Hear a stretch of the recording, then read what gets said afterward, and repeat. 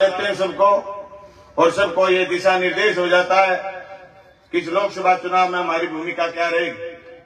ये बात सही है दोस्तों कि विधानसभा चुनाव के बाद मैंने जिस दिन पहले गांव में मीटिंग करी तो मैंने ये बात कही थी कि इंडिया गठबंधन से अगर हमें मौका मिला तो हम चूरू लोकसभा से चुनाव लड़ेंगे और ये सीट अगर सीपीएम को मिली तो सीपीएम के कैंडिडेट हम होंगे।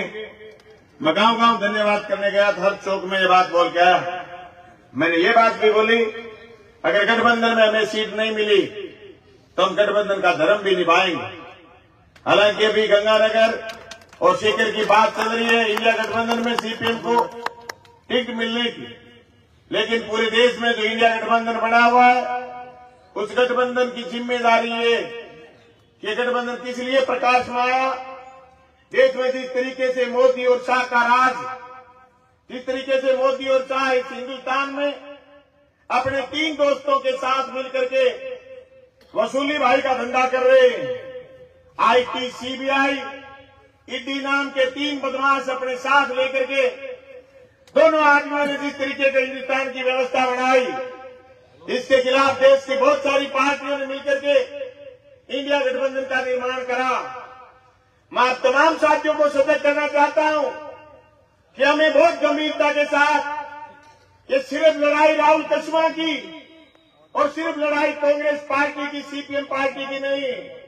ये लड़ाई देश के किसान मजदूर को बचाने की लड़ाई, ये लड़ाई देश की संपदा को बचाने की लड़ाई है जो आजादी के 75 साल बाद इस अमृत काल में अमृत जो किसान और मजदूर के हिस्से में आना चाहिए था, वो अमृत जिस तरीके से अदानी और अंबानी को लुटाने का काम मोदी और शाह कर रहे हैं, तमाम उनके टुकड़खोर लोग जो इस अमृत को, जनता की संपत्ति के अमृत को लुटाने का काम कुछ पूंजीपतियों को कर रहे हैं, उसमें सिर्फ और 2 लोग ही नहीं, वो तमाम लोग जिम्मेदार हैं जो उनकी बातों को जनता तक लेके जाते। आपको याद होगा भादरा विधानसभा का चुनाव, अरे वो रैली जिसमें कम से कम 70,000 लोग थे।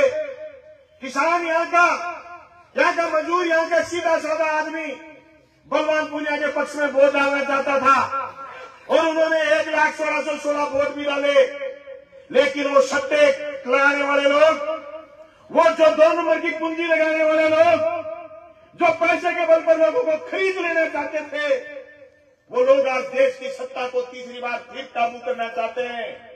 ये जो राम सिंह कस्वां के लड़के राहुल कस्वां ने जो जेडी गाड़ी है, इस जेडी को चारों तरफ से अगर आप हम नहीं पकड़ेंगे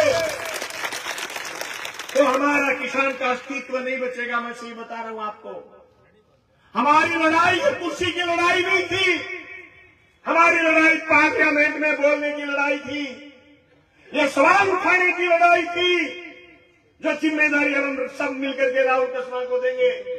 हो सकता है उसमें बीजेपी के नेतृत्व ने इनको खुल करके नहीं बोलने दिया हो। हम पूछेंगे ये सवाल देश की सत्ता से कि हमारे 40 नौजवान शहीद हुए सीआरपीएफ के लोग, जिसको पुलवामा हमले के नाम से जानते हैं, वो बारूद कहां से आया जो हमारे किसान के बेटों की बोटियां उड़ा के चला गया। आपने पुलवामा के बाद राजनीतिक रोटियां तो सेक ली, लेकिन फिर अगला चुनाव आ गया, लेकिन आपने ये बताने की जहमत नहीं उठाई कि पुलवामा में बारूद कहां से आया था। और बेईमानों ने हमारी उन बेटियों के छाती पर हाथ मारने की कोशिश करी जो बेटियां मेडल लेकर के आई थी, और ये कहा कि ये किसान परिवार की बेटियां दिल्ली में जंतर मंतर पर कैसे आ गई। हमारी छातियों को रोकने की काम कर रहे थे। ये सवाल हमारे सामने है कि देश में बीमा कंपनियां 60,000 करोड़ के बेनिफिट में है। आज भी हमारा किसान फसल बीमा के लिए लड़ रहा है।